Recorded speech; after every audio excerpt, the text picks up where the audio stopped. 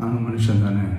அந்த நேரத்தில் அத்தனை பேர் பாதிக்கப்பட்டு இருக்கும்போது எப்படி அந்த ஊரை விட்டுட்டு என்னால் கிளம்பி வர முடியும்?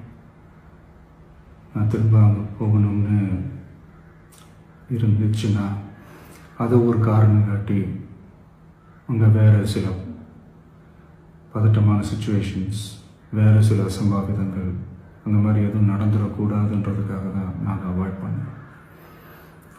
இந்த நேரத்தில் சொந்தங்களை இழந்து தவிக்கிற அத்தனை குடும்பங்களுக்கும் என்னுடைய ஆழ்ந்த இரங்கலை தெரிவிச்சுக்கிறேன். எனக்கு தெரியும், என்ன சொன்னாலும் இது ஈடையாகாதுன்னு எனக்கு தெரியும். ஹாஸ்பிட்டலில் ட்ரீட் பண்ணிகிட்ருக்கிற எல்லாருமே சீக்கிரமாக க்யூர் ஆகி வரணுன்றதை இந்த நேரத்தில் நான் வேண்டிக்கிறேன். கூடிய சீக்கிரமே உங்கள் எல்லாரையும் நான் சந்திக்கிறேன். இந்த நேரத்தில் எங்களுடைய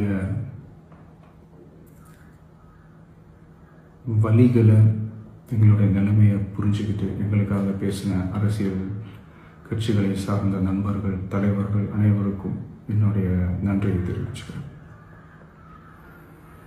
கிட்டத்தட்ட ஒரு 5 மாவட்டத்துக்கு பிரச்சாரத்துக்கு போனோம்.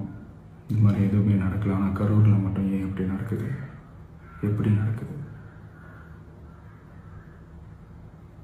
மக்களுக்கு எல்லா உண்மையும் தெரியும். மக்கள் எல்லாத்தையும் பார்த்துக்கிட்டு இருக்கிறாங்க.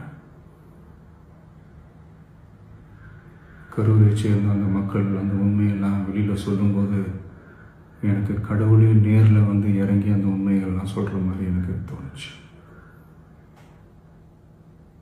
சீக்கிரமே எல்லா உண்மைகளும் வெளியில் வரும்.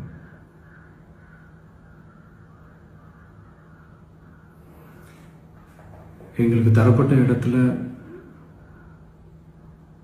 நாங்கள் போய் அந்த ஸ்பாட்டில் நின்று நாங்கள் பேசிட்டு வந்தோம். அதை தாண்டி எந்த தவறும் எங்கள் சைடில் நாங்கள் எதுவும் செய்யலை.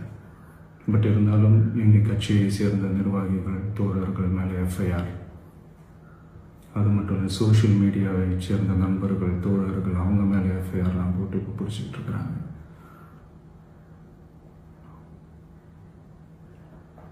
சிஎம் சார், உங்களுக்கு ஏதாவது இந்த பழி வாங்கணும் அப்படின்ற எண்ணம் ஏதாவது இருந்துச்சுன்னா என்ன வேணாலும் பண்ணுங்க. அவங்க மேலே கை வைக்காதீங்க. நான் ஒன்று வீட்டில் இருப்பேன், இல்லை நான் ஆஃபீஸில் இருப்பேன். என்ன வேணாலும் செய்யுங்க.